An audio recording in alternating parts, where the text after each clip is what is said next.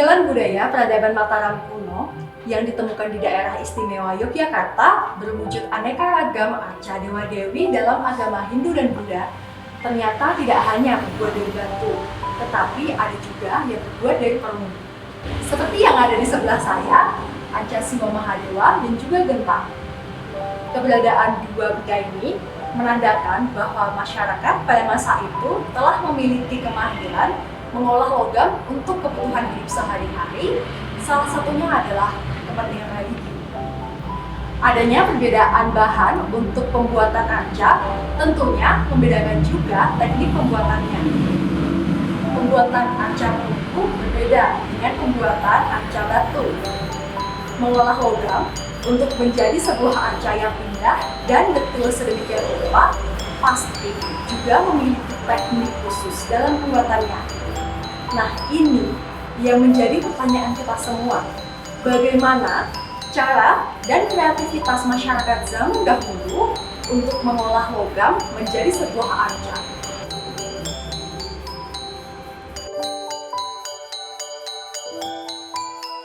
Jadi pada zaman abad ke-8 sampai ke-10 ketika kekuasaan politik Kerajaan Medang itu ada di daerah istimewa Yogyakarta atau Jawa Tengah, itu memang sudah dikenal tentang teknologi logam. Ya, karena teknologi logam ini merupakan teknologi baru pada waktu itu sebagai kelanjutan dari teknologi batu yang kemudian dapat merubah peradaban-peradaban pada masa itu. Nah, karena kerajaan Hindu atau Buddha itu memerlukan benda-benda upacara seperti antara lain arca dan sebagainya itu, maka dibuatlah arca-arca dari perunggu. Bukan hanya perunggu, tapi kadang-kadang juga dibuat dari emas. Oh, begitu ya, Prof ya. Kemudian untuk teknik-teknik pembuatannya itu bagaimana ya, Prof? Teknik pembuatan benda perunggu itu ada dua macam, yaitu teknik tempa dan teknik cetak. Teknik tempa. Tetapi untuk pembuatan arca itu menggunakan teknik cetak, dan teknik cetak yang digunakan yaitu dengan istilahnya lost wax atau lilin hilang atau silperdu, ya.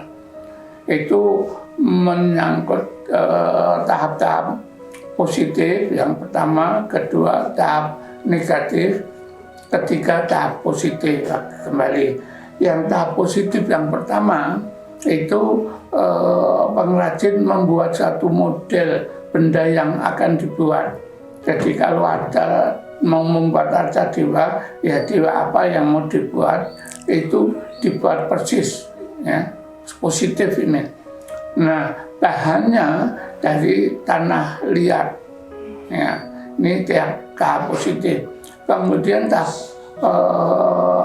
negatif yang kedua itu model yang sudah dibentuk tadi ditutup dengan lapisan lilin, ya, lapis demi lapis gitu, sampai ketebalan tertentu gitu.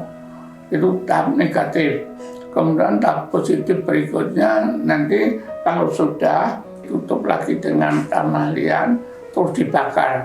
Nah, waktu pembakaran lilinnya itu akan meleleh keluar, terjadilah rongga yang ada di dalam. Nah, dalam rongga ini kemudian dituang perunggu, logam cair perunggu itu. Ya. Oh begitu, makanya disebutnya dengan tekniknya loose wax ya, iya, Prof ya. Teknik lilin hilang kalau bahasa Indonesia. Ya. Iya, gitu. Kemudian saya dan juga pemirsa itu pasti juga penasaran, Prof.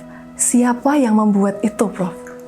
Nah, pada zaman Kerajaan Medang, paling tidak abad ke-8 sampai 10, itu di dalam prasasti banyak disebutkan para pengrajin berdasarkan materialnya. Ya. Nah, untuk arca-arca perunggu ini dikenal dengan pande. Ya, Pande. yang sekarang menjadi kata pande itu. Iya. Nah, pande itu bermacam-macam. Abad 9 itu ada pande mas, ya, ada pande usi, kemudian ada pande tambaga, pande tembaga itu, ya, kemudian ada pande bira. Nah, yang untuk perunggu itu disebutkan pande kamsa. Pande gangsa. Karena kamsa itu di dalam bahasa Sanskerta itu artinya perunggu. Ya, jadi memang ada satu spesialis yang membuat barang-barang dari perunggu, logam perunggu itu. Tentu saja ada perunggu dan benda-benda upacara lainnya itu dibuat oleh ahlinya spesialis itu. Karena terlebih-lebih arca itu kan menggambarkan, melambangkan dewa tertentu. Dan di sana ada ciri-ciri atau atribut-atribut untuk dewa tertentu itu apa itu. Jadi kalau tidak memahami itu nanti akan terjadi kesalahan yang fatal. Kemudian Prof, pada masa klasik itu tentunya kan belum secanggih sekarang ya Prof ya. Kemudian bagaimana cara mendapatkan bahan-bahan logam-logamnya itu Prof? Nah, logam itu cara mendapatkannya tentu saja pertama dari penambangan biji logam. Ini ada di daerah tertentu, ya. Kemudian setelah jadi bahan dasar, itu bahan dasar diperdagangkan oleh para penjajah dagangan itu di kampung-kampung, ya, khusus untuk kerajaan, untuk keraton juga itu. Nah, bahannya dari situ. Jadi bahan dasar yang disediakan dari luar itu kemudian masuk keraton, kerajaan. Nah, disitulah diolah menjadi barang, jadi artefak keagamaan itu. Perlu diketahui perunggu itu apa? Ya, perunggu itu adalah suatu logam paduan atau alloy dari tembaga sebagai bahan dasar, kemudian dicampur dengan timah putih, tetapi juga ada timah hitam atau bahan-bahan yang lain di situ. Karena di zaman klasik itu teknologi pencampuran itu ada yang disebut astadhatu dan pancaloha. Astadhatu itu, asta itu 8, jadi ada 8 bahan itu dicampur, tapi pokok dasarnya adalah logam tembaga untuk membuat perunggu gitu. Nah, kemudian perunggu itu dari sisi simbolis kedudukannya itu berada di bawah logam emas gitu. Jadi ada yang dianggap penting sekali oleh umat itu mesti dibuat dari emas. Kemudian kalau tidak emas nanti dari perunggu. Jadi ada makna simbolis tertentu ya perunggu itu. Berarti pemilihan perunggu itu sebagai simbol keagungan ya Prof. Betul. Dan lagi pemujaannya tidak dilakukan di dalam ruangan candi, tapi untuk pemujaan di rumah-rumah mereka sendiri itu. Luar biasa sekali peninggalan-peninggalan dan teknologi di masa klasik ya Prof. Jadi kesimpulannya bahwa di dalam teknologi logam itu sudah menunjukkan suatu peradaban yang tinggi, karena pengetahuan tentang metalurgi itu sudah dikuasai oleh nenek moyang zaman klasik itu. Gitu.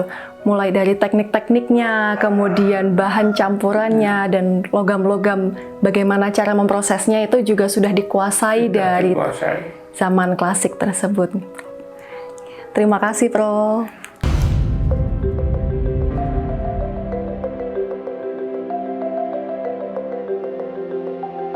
Kemampuan membuat arca perunggu membuktikan bahwa peradaban Mataram kuno telah mengalami kemajuan teknologi di bidang seni. Tak hanya mampu mengubah batu menjadi arca yang bermutu, tetapi juga dapat mengubah perunggu menjadi arca yang indah dan mengagumkan. Warisan budaya peninggalan leluhur wajib kita lestarikan dan kita pelajari. Karena warisan budaya adalah cerminan peradaban bangsa yang di dalamnya terkandung nilai sejarah, budaya, dan ilmu pengetahuan.